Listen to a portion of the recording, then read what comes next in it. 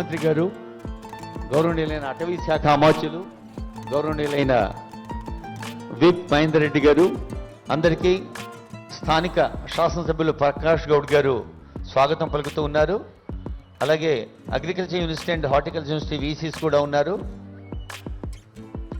స్థానించిన ప్రగతి సాగిస్తున్న సువర్ణ మేడం, అలాగే principal secretary forest and environment Mohammed Nadeem IAS గారు, ఇంకా మన అడిషనల్ కలెక్టర్ మధ్య పెద్ద పెద్ద రోడ్ల మధ్య ఈ అవెన్యూ ప్లాంటేషన్ మనకు కంటికి ఇంపుగా కనిపించడం,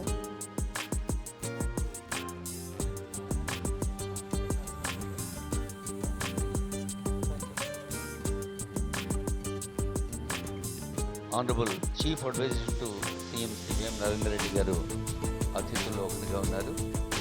అదిగో ముఖ్యమంత్రి మొక్క నాటుతున్న దృశ్యాన్ని చూస్తూ ఉన్నాం. మనం ఇక్కడ చప్పట్లు కొడితే సారికి వినిపిస్తుంది గట్టిగా. Thank you. చెట్లు, మొక్కలు, పూలు, పళ్ళు, అలాంటి హరివిల్లు ఆదాయ శాఖ మంత్రులు కొండా సురేష్ గారు, ఇంకా తల్లి పేరు మీద చెట్టు నాటండి అని భారత ప్రభుత్వం చెబితే యావత్ 29 రాష్ట్రాల్లో 2వ స్థానంలో ఉంది మన తెలంగాణ. తల్లులందరూ గట్టిగా చప్పట్లు కొట్టాలి.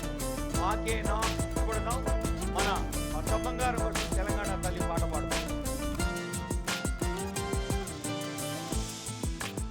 స్వయం సహాయక సంఘాలలో ఈరోజు 65 లక్షల మంది ఉన్నారు.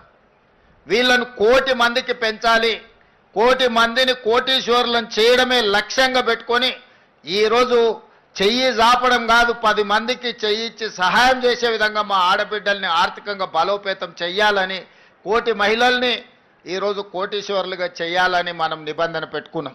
తొందరలోనే ఎమ్మెల్యేలకు కూడా మహిళా రిజర్వేషన్లు రాబోతున్నాయి.